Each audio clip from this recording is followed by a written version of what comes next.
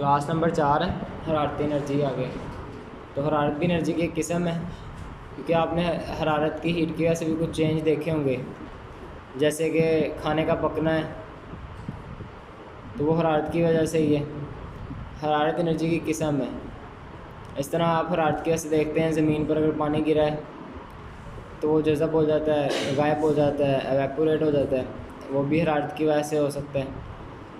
तो हरारत भी एनर्जी की किस्म है, और हरारत मालिक्यूल्स की हरकत की वजह से पैदा होती है।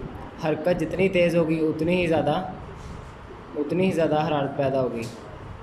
वैसे जब आप देखें अपने हाथों को, अपनी ये जो हथेली हैं, इनको आपस में अगर आप रगड़ें, इस तरह रगड़ें, तो आपके हाथों में क्या पैदा होगी?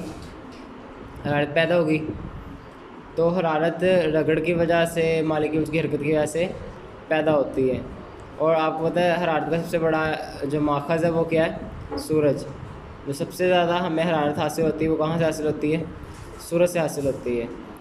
तो ईंधन के जलने से भी हरारत हासिल होती है, जैसे लकड़ी, कोयला, पेट्रोल या कोई भी गैस या कोई प्लास्टिक की शय जब हम जलाते हैं तो हमें क्या हासिल होती है? हरारत। तो इलेक्ट्रिकल हीटर या इस्त्री के एलिमेंट में से जब करंट गुजरता है तो उसमें क्या पैदा होती है? हरारत पैदा होती है। तो एलिमेंट आप लोगों ने देखा होगा स्प्रिंग की तरह का होता है एक, जैसे आप लोगों ने बल्ब देखा होगा, बल्ब के अंदर से जब करंट गुजरता है तो बल्ब रोशनी तो देता ही देता है, लेकिन साथ साथ गर्म भी हो जाता है। तो ये हमारी हरारती एनर्जी है। हरारत क्या है? हरारत भी एनर्जी की किस्म है। किस वजह से पैदा होती है? मालिक्यूल्स की हरकत की वजह से पैदा होती है। जितनी तेज़ हरकत होगी हरारत भी उतनी ज़्यादा पैदा होगी। उसके अलावा सूरज हरारत का सबसे बड़ा ज़रिया है। ये बातें हमने कुछ सीखी इसमें। आगे हमारे पास रोशनी की एनर्जी है। तो रोशनी भी एनर्जी की एक किस्म है। आप देखें रोशनी की वजह से फसलें पकती हैं, ऐसा ही है ना। और रोशनी की मदद से हम देख सकते हैं। अगर रोशनी ना हो तो हम देखने से भी कासिर हैं, हम देख नहीं पाएंगे। तो रोशनी का सबसे बड़ा मंबा भी, सबसे बड़ा ज़रिया भी सूरज है। जहाँ पूरी दुनिया को हरारत भी सूरज दे रहा है, वहाँ ही रोशनी भी सूरज दे रहा है। जिस दिन आप देखें अगर आप बादल आए हुए हैं तो उस दिन रोशनी भी कम होगी और गर्मी भी, यानी हरारत भी कम होगी, है ना। इसका मतलब है कि सूरज की वजह से दोनों चीज़ें होती हैं। तो बल्ब में जब करंट गुजरता है तो रोशनी पैदा होती है।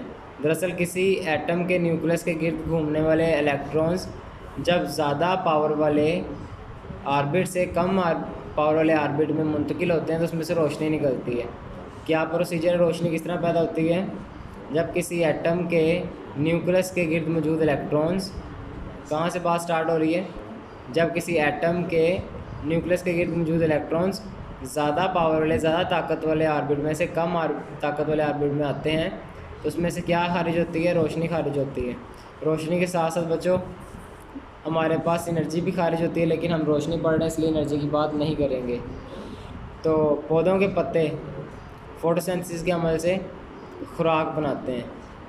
पता है ना, जब फोटोसिंथेसिस हम कई बार पढ़ चुके हैं, 9th में पढ़ी थी फोटोसिंथेसिस और रेस्पिरेशन। तो फोटोसिंथेसिस ऐसा अमल है जिसमें रोशनी की मौजूदगी में सब्ज़ पौधे अपनी खुराक तैयार करते हैं, उसको कहते हैं फोटोसिंथेसिस।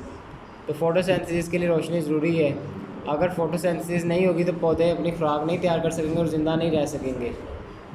तो ये इतना अमल ज़रूरी है क्योंकि इसके बगैर दुनिया पे ज़िंदगी मुमकिन नहीं है। क्योंकि हर इंसान का, हर जानदार का ताल्लुक़ जो है खुराक का तकरीबन वो ज़मीन से या नबातात से है। आप इसे देखें, अगर हम बात करें कि शेर है तो क्या शेर पौधे खाता है? नहीं ना खाता।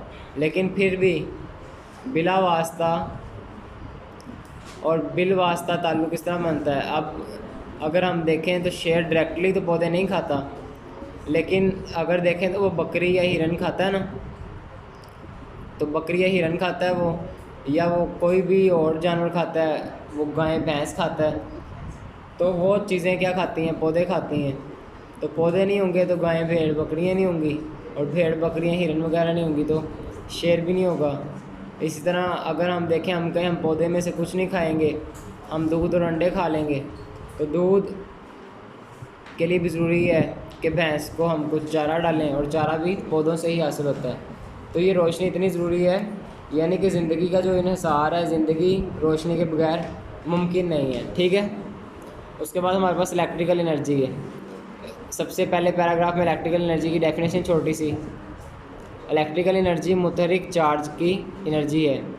मुतहरिक का मतलब होता है हरकत करने वाले, तो इलेक्ट्रिकल एनर्जी मुतहरिक चार्ज की एनर्जी है।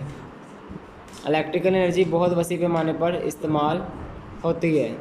इसकी वजह यह है कि आसानी से एक जगह से दूसरी जगह मुंतकिल की जा सकती है। बाकी कोई भी एनर्जी है वो इतनी आसानी से मुंतकिल नहीं की जा सकती। इलास्टिक एनर्जी है, उसको हम यहाँ बैठे बैठे दूसरे घर में नहीं भेज सकते। केमिकल एनर्जी है, वो भी इतने आराम से मुंतकिल नहीं होती। हरारती एनर्जी है, वो भी इतने आराम से मुंतकिल नहीं होती बड़े पैमाने पर। रोशनी भी है, आप उसको रोशनी को भी कैद करके कहीं नहीं लेके जा सकते। लेकिन जो आपकी इलेक्ट्रिकल एनर्जी है, तारों के ज़रिए मीलों दूर आप उसको भेज सकते हैं। तो इसलिए इसका इस्तेमाल बढ़ता जा रहा है और एनर्जी की दूसरी शक्ल में भी तब्दील किया जा सकता है। ये देखें कि ये जो बैटरी है इसको हमने लाइट में चेंज कर दिया।